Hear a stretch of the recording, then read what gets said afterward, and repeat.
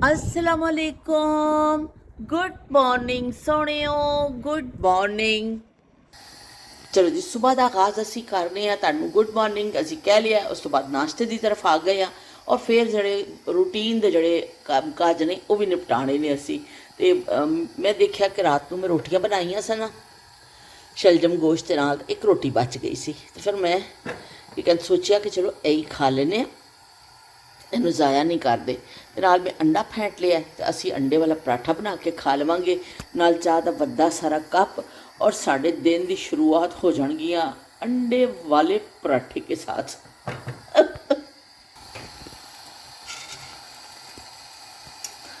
उस मोड़ से शुरू करें फिर से ये जिंदगी, हर शय जहाँ हसीन थी, हम तुम थे अजनबी।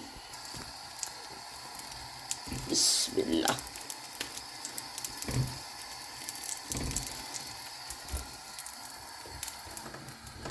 थोड़ा अग नूं स्लो कर देवांगे। एक साइड तो तकरीबन पक गया है, दूसरी साइड असीं सेक लवा लांगे और बड़ा अच्छा जिहा जिहड़ा ना साडा पराठा तैयार हो जाएगा। बिस्मिल्लाह दी बरकत। लो जी, रात की रोटी बची हुई रोटी खानी ना बड़ा सवाब है, ਉਹਦੇ ਵਿੱਚ कहते हैं सेहत होती है। खुमाश से कटिंग स्टार्ट कर दी है ग्रासरी, और बाहर बड़ी ठंडी हवा है। पता नहीं कैसा मौसम आ गया है, मैनू समझ नहीं आ रही कि इन्नी अच्छी धुप, लेकिन तुसीं उसका फायदा ही नहीं चुक सकते कि उत्थे जाके तुसीं जरा बैठ जाओ धुप में, धुप सेको। बहुत ठंडी हवा है बाहर, लेकिन चलो जी अल्लाह पाक का शुक्र है। वो कहते हैं जिथे अल्लाह रखे उत्थे रहना पैंदा इंसान नूं। लेकिन है भी कि वैसे बड़ा गैर मुतवक्का जिहड़ा ना मौसम हो रहा है। असीं जल्दी जल्दी ये बना रहे हैं जी, की कहते हैं चना चाट कह लो इनू, जो तैयार कर रहे हैं कि खुमाश ने हुण नाश्ता नहीं किया ना, तो उन्हें फिर अंदर आके तो भुख लगेगी। ग्रास कटिंग करने में खासा जड़ा ना मेहनत लगती है, तो उन्हें फिर हूँ आंदे ही मंगना में कि मैंने कुछ दे दवो, क्योंकि 1 घंटे तो ज़्यादा ही लगेगा। तो बड़ा ज़बरदस्त किस्म का साडा सैलड तैयार हो गया। चना चाट कह लो, सैलड कह लो। इस बेग साहब दे तो पानी आ जाना, तो उज़मा के मूँह च पानी आ जाना वे। उज़मा के पानी का भी मसला असी हल कर दें, रोज़ाना नालों नाल बना लें ताकि पानी का मसला मसाइल ना हो। तो चलो जी, यह साढ़ा तैयार हो गया वे। और मैंने फिक्र नहीं है कि जो भी खुमाश ने खाना होएगा ना, मैं नाल दूसरे अपने काम कराँगी। तो लेकिन है कि यह तैयार हो चुका है, तो वह फिर खा लेगा। चलो जी, यह देख लवो। उस तो बाद वारी आ जाती है कोल्ड ड्रिंक की। तो वजन जारी, वजन घट करना भी नाल कोल्ड ड्रिंक भी पीनी है। देखो है कि यह कि साइंस है, इस साइंस की समझ नहीं आती है। यह नवी पैकिंग में आया कोला। पहले जरा सी ना टेस्को वाले का आंदा से दूसरा, इस दफ़ा हम दूसरा आया वे, नवी पैकिंग में आया वे, कोई दूसरी कंपनी का है कि की है। ये पैकिंग थोड़ी चेंज है। चलो असीं इहनूं कट्टने, इहनूं फ्रिज में रखांगे इस तरह खोल के, ताकि ठंडियाँ हो जाए। क्योंकि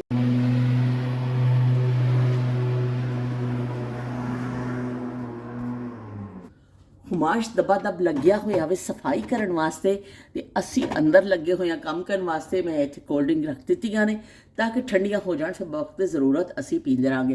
तो फंटा वाली भी बोतल जी है ना असी अंदर रख दी है, तो फिर जो ठंडी होएगी ना तो मैं और खुमाश अद्धी अद्धी पीवांगे। मैं थोड़ी जी जरूर पीनी होंगी है, मैंने बड़ी अच्छी लगती है। तो चलो जी, यह साढ़े बच्चे कुचे पे ने, चिकन जो मसाला लाया सी 2 पीस वो पे ने, इतने थोड़ी बिरयानी पई है, इतने राफे हाउस तो करेले का सालन आया सी, करेले को वो पिया है। यह थोड़े जे शलजम साढ़े बच गए सन, इतने चिट्टे चौल पे ने, इतने आटा गुनिया पिया है। भी लपा लप साड़ी फ्रिज च बच्चियां खुशियां ना, इतने लसन की चटनी पई है। तो इस तो अज असी कुछ पकाना नहीं है, चना चाट खाएंगे और साथ में असी अज जो बच्चे कुचे जड़े ने ना इन्हों ख़त्म करांगे। काम काज कुछ निपटाया है, हले मेरा खासा काम पिया वे, पर मैं क्या मैं जल्दी ना तुहाडे नाल थोड़ी जी गपशप कर लईए। असीं अपनी जिहड़ी साडी रूटीन दी नायाब जमानिਆਂ ਦਾ ਜਿਹੜਾ ਅਸੀਂ ਜ਼ਿਕਰ करने वो असीं कर लईए। उस तो बाद फिर काम तो ਹੁੰਦੇ ही रहणगे। काम थोड़ी मुकने ने, काम तो नाल नाल ही चलने ने जिंदगी दे, ते गपशप भी होनी चाहिए है दोस्तों के नाल। ਤੇ ਸ਼ਲਜਮ ਗੋਸ਼ਤ ਦੇ ਉੱਪਰ ਜ਼ਿਆਦਾਤਰ ਲੋਕਾਂ ਨੇ ਜਿਹੜੇ ਕਮੈਂਟ ਆਏ, ਸ਼ਮਾ ਨੇ ਵੀ ਲਿਖਿਆ ਕਿ ਸਾਡੇ ਘਰ ਸ਼ੋਰੇ ਵਾਲੇ ਵੀ ਬਣਦੇ ਨੇ, ਸ਼ੋਰਵੇ ਵਾਲੇ ਸ਼ਲਜਮ ਬਣਦੇ ਨੇ। ਔਰ ਸ਼ਮਾ ਨੇ ਲਿਖਿਆ ਕਿ ਵੀ ਬਚਪਨ 'ਤੇ ਮੈਨੂੰ ਬਿਲਕੁਲ ਚੰਗੇ ਨਹੀਂ ਲੱਗਦੇ ਸਨ ਤੇ ਬਿਲਕੁਲ ਮਜ਼ਾ ਨਹੀਂ ਆਉਂਦਾ ਸੀ, ਮੇਰੇ ਫੇਵਰੇਟ ਨਹੀਂ ਸਨ। ਲੇਕਿਨ ਵਕਤ ਦੇ ਨਾਲ ਨਾਲ ਫਿਰ ਦੇਖੋ ਮੇਰੇ ਫੇਵਰੇਟ ਬਣ ਗਏ ਨੇ, ਹੁਣ ਮੈਂ ਬੜੇ ਸ਼ੌਕ ਨਾਲ ਖਾਂਦੀ ਹਾਂ। ਤੇ ਰੋਟੀ ਔਰ ਚਾਵਲ ਦੋਨੋਂ ਸਾਡੇ ਘਰ ਸਾਡੇ ਚਾਵਲ ਨਾਲ ਵੀ ਖਾਣੇ ਜਾਂਦੇ ਨੇ, ਰੋਟੀ ਦੇ ਨਾਲ ਵੀ।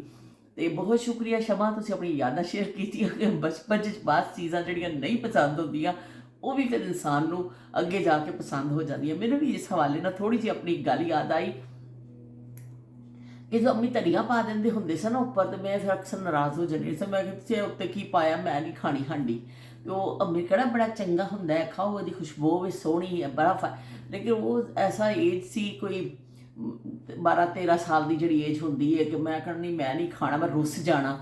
ਤੇ ਉਹ ਫਿਰ ਖਾ ਲੈਣਾ, ਫਿਰ ਹੋਰ ਕੋਈ ਚਾਰਾ ਵਿੱਚ ਨਹੀਂ ਹੁੰਦਾ ਸੀ। ਪਰ ਇਹ ਵੀ ਕਿ ਆਹਿਸਤਾ ਆਹਿਸਤਾ ਫਿਰ ਜਦੋਂ ਕੁਕਿੰਗ ਅਸੀਂ ਸਿੱਖਦੇ ਗਏ, ਕਰਦੇ ਗਏ ਕਿ ਵੀ ਧਨੀਆ ਤੇ ਜਾਨ ਹੈ। ਤੇ ਉਹ ਕਹਿੰਦੇ ਜਿਵੇਂ ਦੁਲਹਨ ਨੂੰ ਜਿੰਨਾ ਮਰਜ਼ੀ ਤੁਸੀਂ ਤਿਆਰ ਕਰ ਦੇਵੋ, ਉਹਨੇ ਲਹਿੰਗਾ ਪਾਇਆ ਹੋਵੇ, ਉਹਨੇ ਬੜਾ ਅੱਛਾ ਡਰੈਸ ਪਾਇਆ ਹੋਵੇ ਔਰ ਉਹਨੇ ਬੜੀ ਜੀ ਡਰੈਸਿੰਗ, ਅੱਛਾ ਮੇਕਅਪ, ਹਰ ਜਵੈਲਰੀ ਸਭ ਕੁਝ ਪਾ ਲਿਆ, ਅਗਰ ਲਿਪਸਟਿਕ ਨਹੀਂ ਲੱਗੀ ਨਾ ਤੇ ਬਸ ਬਈ ਫਿਰ ਕੁਛ ਨਹੀਂ ਜੇ।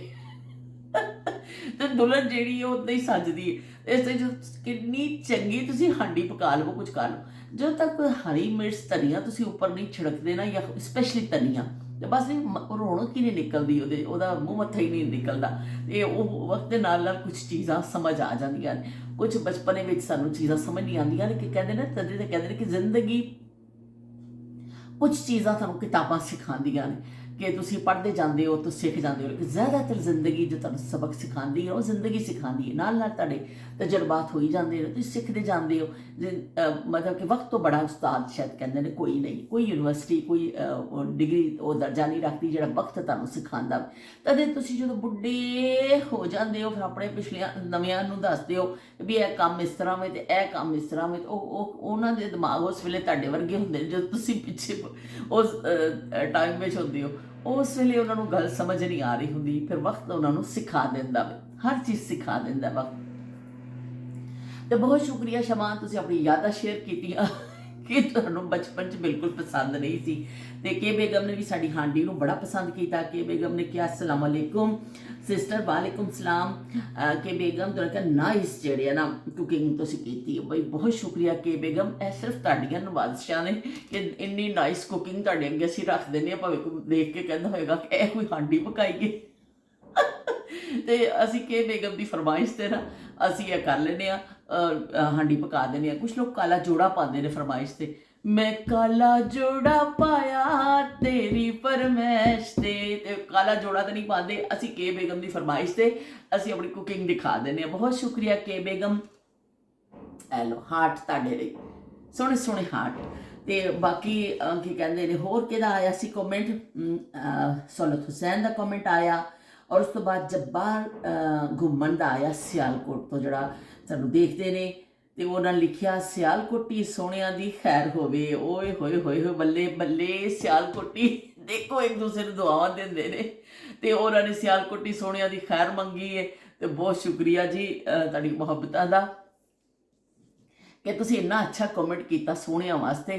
ਤੁਸੀਂ ਸਾਡੇ ਸੋਹਣੇ, ਅਸੀਂ ਤੁਹਾਡੇ ਸੋਹਣੇ, ਤੇ ਲੋਕ ਵੀ ਸਾਰੇ ਸੋਹਣੇ ਇਕੱਠੇ ਹੋ ਕੇ ਇੱਕ ਵਿਹੜੇ 'ਚ ਬੈਠ ਜਾਂਦੇ ਨੇ ਤੇ ਇੱਕ ਦੂਸਰੇ ਦੇ ਨਾਲ ਆਪਣੀਆਂ ਯਾਦਾਂ ਫਰੋਲਦੇ ਨੇ।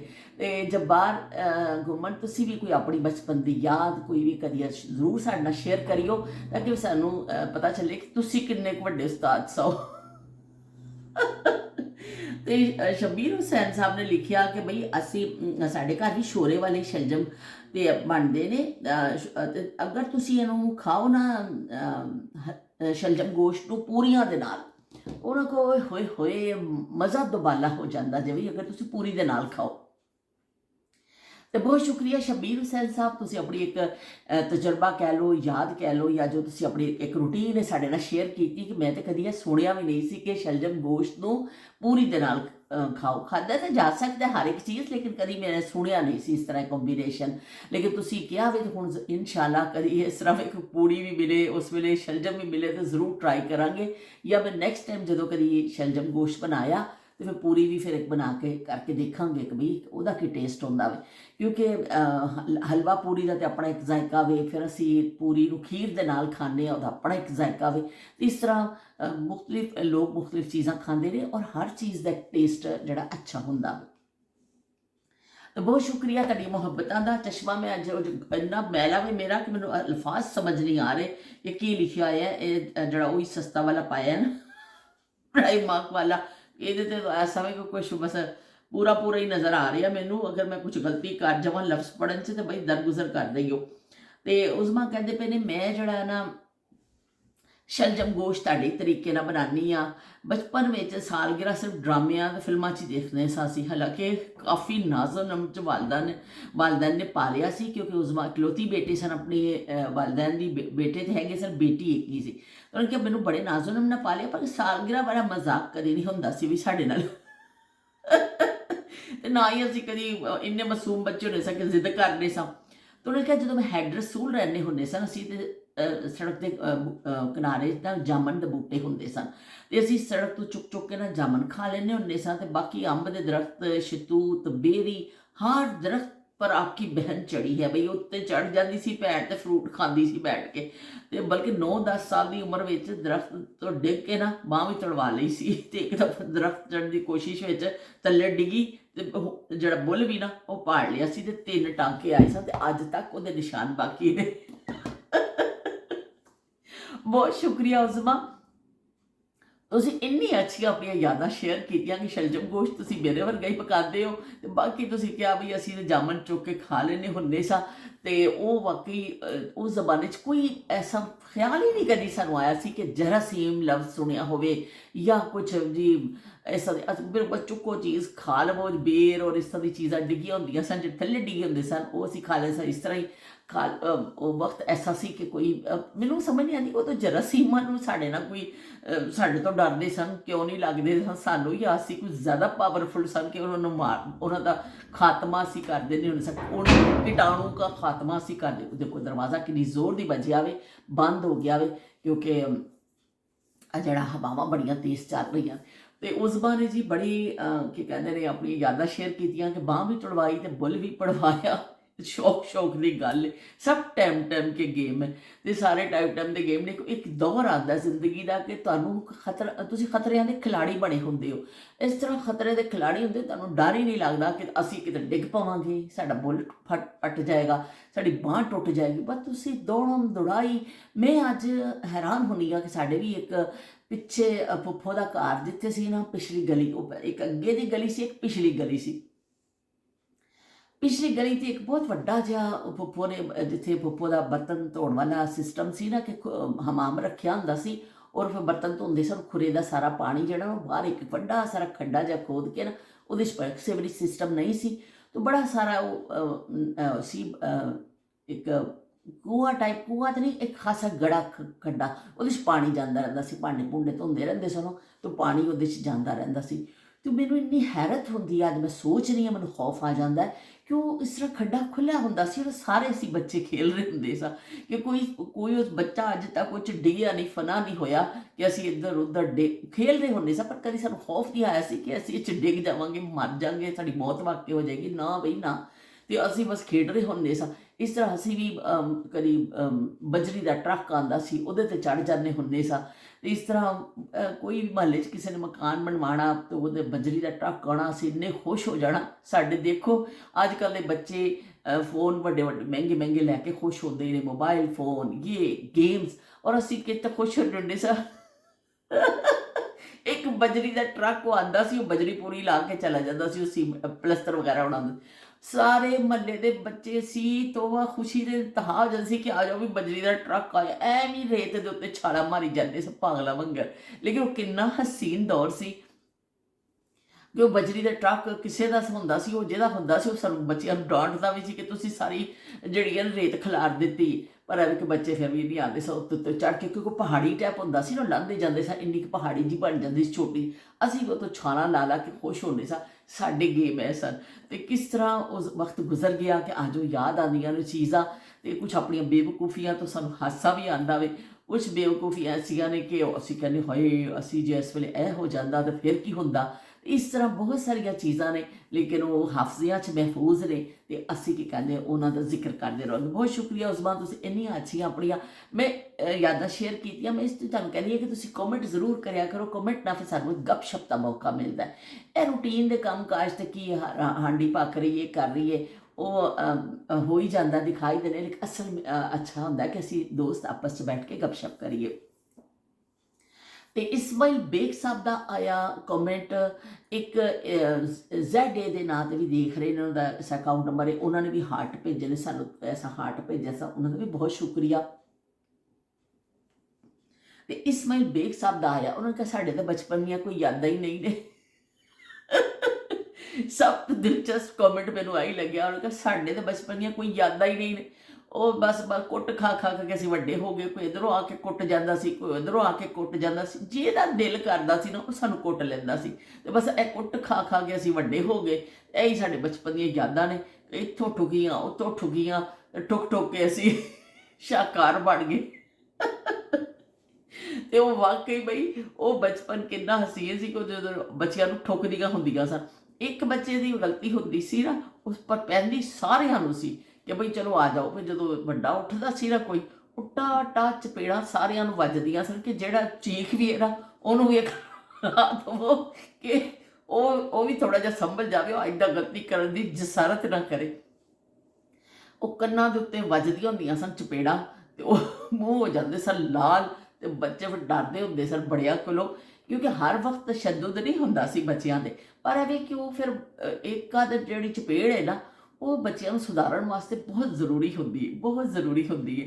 ਤੇ ਉਹ ਕੀ ਕਹਿੰਦੇ ਨੇ, ਉਹ ਬਚਪਨ ਯਾਦ ਆਉਂਦਾ ਕਿ ਸਾਡੇ ਵੀ ਅੱਬੂ ਸਾਨੂੰ ਜਿਹੜਾ ਨਾ ਉਹਨਾਂ ਦਾ ਰੋਹਬ ਇੰਨਾ ਸੀ ਕਿ ਉਹ ਮਾਰਦੇ ਨਹੀਂ ਸਨ, ਲੇਕਿਨ ਅੱਬੂ ਦਾ ਇੰਨਾ ਸਾਨੂੰ ਡਰ ਹੁੰਦਾ ਸੀ ਕਿ ਬਸ ਅੱਬੂ ਨੂੰ ਗੁੱਸਾ ਨਾ ਚੜ੍ਹ ਜਾਵੇ, ਉਹਨਾਂ ਨੇ ਰੋਹਬ ਹੀ ਐਸਾ ਬਣਾਇਆ ਹੁੰਦਾ ਸੀ। ਇਹ ਕਦੀ ਪੈ ਵੀ ਜਾਂਦੀ ਸੀ, ਐਸੀ ਗੱਲ ਨਹੀਂ ਹੈ ਕਿ ਬਈ ਕਦੀ ਸਾਨੂੰ ਪਈ ਨਹੀਂ ਹੈ, ਲੇਕਿਨ ਐਵੇਂ ਕਿ ਬਹੁਤ ਜ਼ਿਆਦਾ ਇਸ ਤਰ੍ਹਾਂ ਨਹੀਂ ਹੈ। ਲੇਕਿਨ ਐਵੇਂ ਕਿ ਇਸਮਾਈਲ ਬੇਗ ਜਿੰਨਾ ਅਸੀਂ ਮਾਰ ਨਹੀਂ ਖਾਧੀ ਹੈ, ਇਸਮਾਈਲ ਬੇਗ ਤੇ ਉਹ ਕਹਿੰਦੇ ਨੇ ਕੁੰਦਨ ਬਣ ਕੇ ਨਿਕਲੇ ਹੋਏ ਨਾ ਇਸ ਉਹਦੇ ਵਿੱਚੋਂ, ਉਹ ਇੰਨੀ ਸ਼ਕਤੀਆਂ ਸਹਿ ਕੇ ਕੁੰਦਨ ਬਣ ਕੇ ਨਿਕਲੇ ਹੋਏ ਨੇ। ਉਹ ਕਹਿੰਦੇ ਨੇ ਜਿਹੜੀ ਦਿਲ ਆਉਂਦਾ ਸੀ ਸਾਨੂੰ ਠੋਕਦਾ ਸੀ ਤੇ ਉਹ ਅੱਗੇ ਨਿਕਲ ਜਾਂਦਾ ਸੀ। ਤੇ ਬਹੁਤ ਸ਼ੁਕਰੀਆ ਇਸਮਾਈਲ ਬੇਗ ਸਾਹਿਬ, ਤੁਸੀਂ ਆਪਣੀ ਇੰਨੀਆਂ ਅੱਛੀਆਂ ਯਾਦਾਂ ਸਾਡੇ ਨਾਲ ਸ਼ੇਅਰ ਕੀਤੀਆਂ ਕਿ ਤੁਹਾਡੀ ਠੁਕਾਈ ਹੁੰਦੀ ਸੀ ਬਚਪਨ 'ਚ, ਤੇ ਵਾਵਾ ਜੀ ਉਹਨੂੰ ਸਿਕਾਈ ਵੀ ਕਿਹਾ ਜਾਂਦਾ, ਠੁਕਾਈ ਵੀ ਕਿਹਾ ਜਾਂਦਾ ਵੇ, ਤੇ ਧੁਨਾਈ ਵੀ ਕਿਹਾ ਜਾਂਦਾ ਵੇ, ਤੇ ਤੁਸੀਂ ਸਾਰਾ ਕੁਝ ਬਰਦਾਸ਼ਤ ਕੀਤਾ। ਤੁਹਾਡਾ ਇੱਕ ਕਮੈਂਟ ਮੈਨੂੰ ਯਾਦ ਹੈ, ਤੁਸੀਂ ਪਹਿਲੇ ਵੀ ਕਿਹਾ ਸੀ ਕਿ ਆਲੇ ਦੁਆਲੇ ਜਦੋਂ ਅੱਬਾ ਜੀ ਨੂੰ ਗੁੱਸਾ ਚੜ੍ਹ ਜਾਂਦਾ ਸੀ ਤੇ ਅਸੀਂ ਆਲੇ ਦੁਆਲੇ ਮੰਜੀਆਂ ਤੇ ਫਿਰਨੇ ਸਾਂ ਪਿੱਛੇ ਪਿੱਛੇ, ਤੇ ਸਾਨੂੰ ਜਦੋਂ ਜੁੱਤੀ ਉਹਨਾਂ ਨੇ ਫੜੀ ਹੁੰਦੀ ਸੀ ਤਾਂ ਅਸੀਂ ਛੁਪਦੇ ਫਿਰਦੇ ਹੁੰਦੇ ਸਾਂ। ਇਹ ਬੜਾ ਮੰਜ਼ਰ ਅੱਜ ਸੋਚਦੇ ਹਾਂ ਨਾ, ਇਹ ਮੰਜ਼ਰ ਸਾਨੂੰ ਬੜੇ ਹੀ ਖੂਬਸੂਰਤ ਲੱਗਦੇ ਨੇ। ਉਸ ਜ਼ਮਾਨੇ 'ਚ ਇਹ ਜਿਹੜੇ ਨਾ ਸ਼ਾਇਦ ਇੰਨਾ ਉਹਨਾਂ ਦੀ ਕਦਰ ਨਹੀਂ ਹੁੰਦੀ, ਲੇਕਿਨ ਬਾਅਦ 'ਚ ਫਿਰ ਪਤਾ ਚੱਲਦਾ ਕਿ ਉਹ ਕਿੰਨਾ ਖੂਬਸੂਰਤ ਦੌਰ ਸੀ ਜਿਹੜਾ ਸਾਡੀ ਜ਼ਿੰਦਗੀਆਂ ਤੋਂ ਗੁਜ਼ਰ ਗਿਆ, ਨਿਕਲ ਗਿਆ ਸਾਡੇ ਹੱਥਾਂ ਤੋਂ। ਹੁਣ ਅਸੀਂ $1 ਮਿਲੀਅਨ ਵੀ ਲੈ ਕੇ ਖੜੇ ਹੋ ਜਾਈਏ, ਅਸੀਂ ਉਸ ਵਕਤ ਨੂੰ ਨਹੀਂ ਵਾਪਸ ਲਿਆ ਸਕਦੇ, ਖਰੀਦ ਨਹੀਂ ਸਕਦੇ, ਵਾਪਸ ਨਹੀਂ ਲਿਆ ਸਕਦੇ। ਦੁਨੀਆ 'ਚ ਇੰਨੀ ਟੈਕਨੋਲੋਜੀ ਆ ਗਈ ਹੈ, ਪਰ ਐਵੇਂ ਕਿ ਨਹੀਂ ਗਿਆ ਵਕਤ ਕੋਈ ਨਹੀਂ ਲੈ ਕੇ ਆ ਸਕਦਾ। ਇਹ ਸਭ ਮੇਰੇ ਰੱਬ ਦਾ ਕਮਾਲ ਹੈ ਕਿ ਜੋ ਵਕਤ ਗੁਜ਼ਰ ਗਿਆ ਉਹ ਵੀ ਵਾਪਸ ਨਹੀਂ ਆਉਣਾ। ਤੇ ਇਸ ਤਰ੍ਹਾਂ ਤੁਹਾਡੇ ਸਾਰਿਆਂ ਦੇ ਕਮੈਂਟ ਦਾ ਬੇਇੰਤਹਾ ਸ਼ੁਕਰੀਆ। ਕਿ ਨਾਹਿਦ ਨੇ ਵੀ ਲਿਖਿਆ ਕਿ ਬਹੁਤ ਸ਼ੁਕਰੀਆ ਨਾਹਿਦ, ਤੁਹਾਡੀ ਮੁਹੱਬਤਾਂ ਦਾ। ਨਾਹਿਦ ਨੇ ਲਿਖਿਆ ਸਾਡੇ ਘਰ ਵੀ ਜਿਹੜਾ ਨਾ ਸ਼ੋਰਬੇ ਵਾਲਾ ਹੀ ਬਣਦਾ ਵੇ, ਸ਼ਲਜਮ ਗੋਸ਼ਤ, ਔਰ ਕੀ ਕਹਿੰਦੇ ਨੇ ਉਹਨਾਂ ਨੇ ਕਿਹਾ ਤੁਸੀਂ ਬੜੀਆਂ ਪਿਆਰੀਆਂ ਯਾਦਾਂ ਬਾਜੀ ਸ਼ੇਅਰ ਕੀਤੀਆਂ। ਬਹੁਤ ਸ਼ੁਕਰੀਆ ਨਾਹਿਦ ਤੁਹਾਡੀਆਂ ਮੁਹੱਬਤਾਂ ਦਾ ਵੀ। ਕਿ ਸਾਰਿਆਂ ਨੇ ਜ਼ਿਆਦਾ ਆਪਣਾ ਦੱਸਿਆ ਕਿ ਸਾਡੇ ਘਰ ਸ਼ੋਰੇ ਵਾਲੇ ਬਣਦੇ ਨੇ, ਜ਼ਿਆਦਾਤਰ ਵੋਟ ਸ਼ੋਰੇ ਵਾਲੇ ਦੇ ਹੱਥ ਵਿੱਚ ਆਏ ਕਿ ਸ਼ੋਰਬੇ ਵਾਲੇ ਸ਼ਲਜਮ ਜ਼ਿਆਦਾ ਬਣਦੇ। ਤੇ ਮੈਂ ਕੱਲ੍ਹ ਵੀ ਤੁਹਾਨੂੰ ਦੱਸਿਆ ਸੀ ਕਿ ਮੈਂ ਖੁਦ ਜਦੋਂ ਆਪਣੇ ਸਸੁਰਾਲ ਗਈ ਨਾ ਤੇ ਮੈਨੂੰ ਫਿਰ ਬੜਾ ਇੱਕ ਜ਼ੋਰ ਕਾ ਝਟਕਾ ਹਾਏ ਜ਼ੋਰੋਂ ਸੇ ਲਗਾ, ਹਾਂ ਲੱਗਾ, ਤੇ ਮੈਂ ਤੇ ਹੈਰਾਨ ਹੋ ਗਈ ਕਿ ਇਹ ਸ਼ਲਜਮ ਸ਼ੋਰਬੇ ਵਾਲੇ ਉਸ ਫਸਟ ਟਾਈਮ ਮੈਂ ਦੇਖੇ ਸਨ। ਇਸ ਤਰ੍ਹਾਂ ਜਦੋਂ ਬੱਚੀਆਂ ਦੂਸਰੇ ਘਰ ਜਾਂਦੀਆਂ ਨੇ, ਬਹੁਤ ਸਾਰੇ ਖਾਣ ਪੀਣ ਦੇ ਅੰਦਾਜ਼, ਰਹਿਣ ਸਹਿਣ ਦੇ ਅੰਦਾਜ਼ ਚੇਂਜ ਹੁੰਦੇ ਨੇ। ਫਿਰ ਉਹ ਜਾ ਕੇ ਬੱਚੀ ਨੂੰ ਹੀ ਉਸ ਘਰ ਨੂੰ ਜਿਹੜਾ ਨਾ ਆਪਣਾ ਸਮਝਣਾ ਹੁੰਦਾ, ਉਹਨਾਂ ਦੇ ਮਾਹੌਲ 'ਚ ਢਲਣਾ ਹੁੰਦਾ ਵੇ। ਮੇਰੇ ਸਸੁਰਾਲ 'ਚ ਔਰ ਮੇਰੇ ਘਰ ਦੇ ਵਿੱਚ ਮਾਹੌਲ 'ਚ ਬਹੁਤ ਜ਼ਿਆਦਾ ਫਰਕ ਸੀ। ਕੋਈ ਅਮੀਰੀ ਗਰੀਬੀ ਦੇ ਹਿਸਾਬ ਦੇ ਨਾਲ ਮੈਂ ਗੱਲ ਨਹੀਂ ਕਰ ਰਹੀ ਹਾਂ, ਮੈਂ ਗੱਲ ਕਰ ਰਹੀ ਹਾਂ ਕਿ ਖਾਣ ਪਾਣ ਪਕਾਉਣ ਰਹਿਣ ਸਹਿਣ ਦੇ ਹਿਸਾਬ ਦੇ ਨਾਲ। ਕਿ ਸਾਡੇ ਘਰ 'ਚ ਹੋਰ ਤਰ੍ਹਾਂ ਦੇ ਖਾਣੇ ਮਤਲਬ ਚੀਜ਼ਾਂ ਪੱਕਦੀਆਂ ਸਨ। ਜ਼ਿਆਦਾਤਰ ਉਹਨਾਂ ਦੇ ਘਰ ਜ਼ਿਆਦਾ ਸਬਜ਼ੀ ਔਰ ਇਸ ਤਰ੍ਹਾਂ ਦੀ ਚੀਜ਼ਾਂ ਪੱਕਦੀਆਂ, ਕਿਉਂਕਿ ਸਾਡੇ ਅੱਬੂ ਦੀ ਆਦਤ ਸੀ ਗੋਸ਼ਤ ਵਿੱਚ ਹਰ ਇੱਕ ਚੀਜ਼ ਪਕੜੀ। ਜੋ ਉੱਥੇ ਮੈਂ ਗਈ ਫਿਰ ਮੈਨੂੰ ਪਤਾ ਚੱਲਿਆ ਕੋਈ ਸਾਦੀ ਵੀ ਹਾਂਡੀ, ਇਸ ਤਰ੍ਹਾਂ ਸਾਦੀਆਂ ਵੀ ਚੀਜ਼ਾਂ ਪੱਕਦੀਆਂ ਨੇ। ਅਤੇ ਉਹ ਮੈਨੂੰ ਗੋਸ਼ਤ 'ਚ ਪਕਾਉਣੀ ਹਰ ਚੀਜ਼ ਆਉਂਦੀ ਸੀ, ਲੇਕਿਨ ਮੈਨੂੰ ਸਾਦੀ ਪਕਾਉਣਾ ਜ਼ਰਾ ਮੁਸ਼ਕਿਲ ਲੱਗਦਾ ਸੀ। ਅਤੇ ਇਸ ਤਰ੍ਹਾਂ ਉਹ ਬੋਲ ਚਾਲ, ਉੱਠਣਾ ਬੈਠਣਾ, ਹਰ ਚੀਜ਼ ਫਿਰ ਉਹ ਤੁਹਾਡੇ ਲਈ ਨਵਾਂ ਮਾਹੌਲ ਹੁੰਦਾ ਵੇ, ਔਰ ਉਹਦੇ ਵਿੱਚ ਜਾ ਕੇ ਫਿਰ ਆਪਣੀ ਜਗ੍ਹਾ ਬਣਾਉਣੀ ਬੜੀ ਮੁਸ਼ਕਿਲ, ਔਖਾ ਕੰਮ ਜੇ ਵੀ, ਆਸਾਨ ਕੰਮ ਨਹੀਂ ਹੈ। ਪਰ ਇਹ ਵੀ ਕਿ ਪਹਿਲੇ ਜ਼ਮਾਨੇ ਦੀਆਂ ਔਰਤਾਂ ਜਿਹੜੀਆਂ ਨੇ, ਸਲੂਟ ਹੈ ਉਹਨਾਂ ਔਰਤਾਂ ਨੂੰ ਜਿਹੜੀਆਂ ਸਾਡੀਆਂ ਨਾਨੀਆਂ ਦਾਦੀਆਂ ਰਹੀਆਂ, ਜਿਹੜੀਆਂ ਸਾਡੀਆਂ ਮਾਵਾਂ ਰਹੀਆਂ, ਕਿ ਉਹਨਾਂ ਨੇ ਬਹੁਤ ਜ਼ਿਆਦਾ ਹਰ ਚੀਜ਼ ਨੂੰ ਸਮਝਿਆ।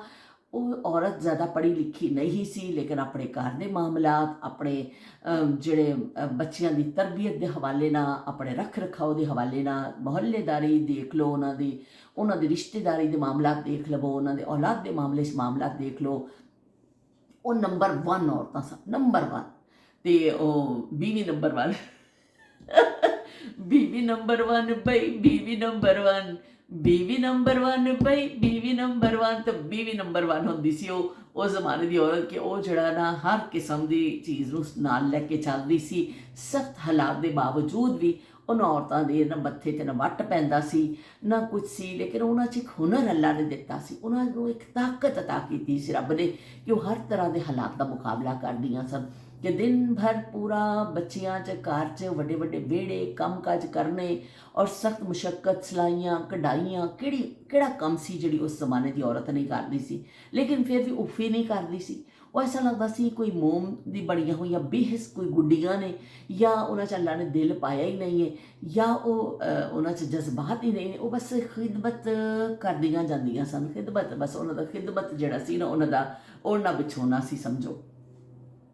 ਅਤੇ ਚਲੋ ਜੀ, ਜੋ ਜ਼ਮਾਨਿਆਂ ਨੂੰ, ਉਹਨਾਂ ਵਕਤਾਂ ਨੂੰ ਨਿਭਾ ਗਏ, ਉਹ ਅੱਲਾ ਪਾਕ ਉਹਨਾਂ ਦੀ ਆਸਾਨੀਆਂ ਕਰੇ। ਵਕਤ ਕਦੀ ਰੁਕਦਾ ਤਾਂ ਨਹੀਂ ਹੈ, ਲੇਕਿਨ ਚਲੇ ਗਏ। ਲੇਕਿਨ ਜ਼ਮਾਨਾ ਹੁਣ ਬਦਲ ਗਿਆ ਵੇ। ਹੁਣ ਬਹੁਤ ਸਾਰੇ ਮਾਮਲਾਤ ਐਸੇ ਆ ਗਏ ਨੇ ਕਿ ਜ਼ਿੰਦਗੀ ਦੇ ਮਾਮਲਾਤ ਵੀ ਤੁਹਾਨੂੰ ਤਕਲੀਫ ਦਿੰਦੇ ਨੇ, ਜਿਹੜੇ ਤੁਸੀਂ ਸਮਝਦੇ ਹੋ ਕਿ ਇਸ ਤਰ੍ਹਾਂ ਨਹੀਂ ਹੋਣਾ ਚਾਹੀਦਾ ਸੀ।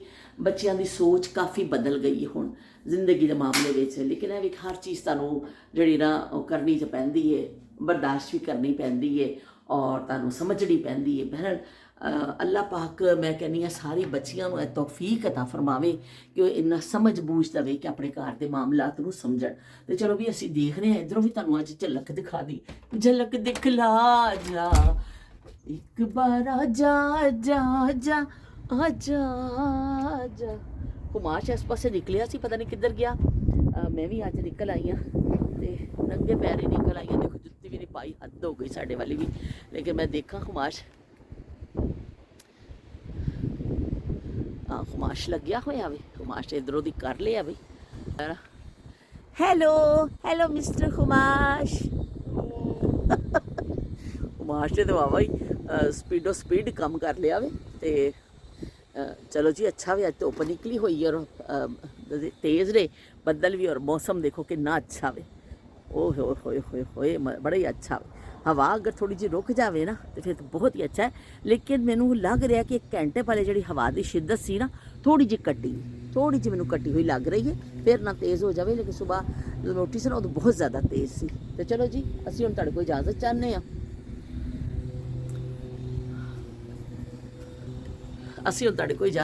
ਹਾਂ। ਬਾਕੀ ਦਾ ਕੰਮ ਕਾਜ ਆਪਣਾ ਨਿਪਟਾਈਏ, ਅਤੇ ਤੁਸੀਂ ਆਪਣੀ ਕੋਈ ਨਾ ਕੋਈ ਜਿਹੜੀ ਐਸੀ ਬਚਪਨ ਦੇ ਹਵਾਲੇ ਨਾਲ ਜ਼ਰੂਰ ਸ਼ੇਅਰ ਕਰਿਓ। ਅਸੀਂ ਜਿਹੜਾ ਨਾ ਇਨਸ਼ਾਅੱਲਾ ਬੈਠ ਕੇ ਨਾ ਇੱਕ ਦਿਨ ਤੁਹਾਨੂੰ ਮੈਂ ਕੁਛ ਆਪਣੇ ਬਚਪਨ ਦੇ ਹੋਰ ਕਿੱਸੇ ਸੁਣਾਵਾਂਗੀ। ਅਤੇ ਉਹ ਫਿਰ ਦਿਲਚਸਪ ਬਚਪਨ ਜਿਹੜਾ ਹੁੰਦਾ ਵੇ ਨਾ, ਉਹ ਤੁਹਾਡੇ ਅੰਦਰ ਹੀ ਬੈਠਾ ਹੁੰਦਾ ਵੇ, ਤੁਸੀਂ ਉਹ ਤੋਂ ਪਿੱਛਾ ਨਹੀਂ ਛੁਡਾ ਸਕਦੇ। ਉਹ ਤੁਹਾਡੇ ਅੰਦਰ ਬੈਠਾ ਹੁੰਦਾ ਵੇ, ਅਤੇ ਉਹ ਤੁਸੀਂ ਹਰ ਵੇਲੇ ਉਹਨੂੰ ਯਾਦ ਕਰਦੇ ਹੋ। ਕਿਹੜਾ ਵਕਤ ਹੈ ਤੁਸੀਂ ਜਿਹੜਾ ਯਾਦ ਨਹੀਂ ਕਰਦੇ, ਕਿ ਕੁਛ ਖਾਣ ਪੀਣ ਦੇ ਹਵਾਲੇ ਨਾਲ ਹਰ ਵਕਤ ਤੁਹਾਨੂੰ ਬਚਪਨ ਯਾਦ ਆਉਂਦਾ ਹੈ। ਅਤੇ ਚਲੋ ਜੀ, ਇਜਾਜ਼ਤ ਦੇਵੋ। ਚੰਗਾ ਜਿਹਾ ਕਮੈਂਟ ਕਰਨਾ ਤੁਸੀਂ ਭੁੱਲਣਾ ਨਹੀਂ ਹੈ। ਪਤਾ ਮੇਰੀ ਅਤੇ ਤੁਹਾਡੀ ਲੜਾਈ ਹੋ ਜਾਣੀ। ਅਤੇ ਅਸੀਂ ਕੀ ਕਹਿੰਦੇ ਨੇ, ਹੁਣ ਤੁਹਾਡੇ ਕੋਲ ਇਜਾਜ਼ਤ ਚਾਹੁੰਦੇ ਹਾਂ। ਬਾਕੀ ਦੇ ਕੰਮ ਕਾਜ ਨਿਪਟਾਈਏ। ਸਾਡੀ ਅੰਮੀ ਦਾ ਮਸ਼ਹੂਰ ਜ਼ਮਾਨਾ ਜੋ ਹੈ ਨਾ ਉਹ ਗੱਲ ਯਾਦ ਆ ਜਾਂਦੀ ਹੈ। ਅੰਮੀ ਕਹਿੰਦੇ ਸੀ ਕੰਮ ਤੁਹਾਡੇ ਪਿਓ ਨੇ ਕਰਨਾ ਵੇ, ਤੁਸੀਂ ਨਹੀਂ ਕਰਨਾ। ਤੇ ਹੁਣ ਉਹ ਵਾਕਈ ਗੱਲ ਠੀਕ ਹੈ, ਕੰਮ ਸਾਡੇ ਪਿਓ ਨੇ ਕਰਨਾ, ਜੇ ਅਸੀਂ ਨਹੀਂ ਕਰਨਾ ਤੇ ਸਾਰਾ ਪਿਆ ਵੇ। ਤੇ ਅਸੀਂ ਹੁਣ ਕੰਮ ਸ਼ਾਮ ਆਪਣੇ ਨਿਬੇੜੀਏ, ਫਿਰ ਮਿਲਦੇ ਹਾਂ। ਅੱਲਾ ਹਾਫਿਜ਼, ਰੱਬ ਰੱਖਾ।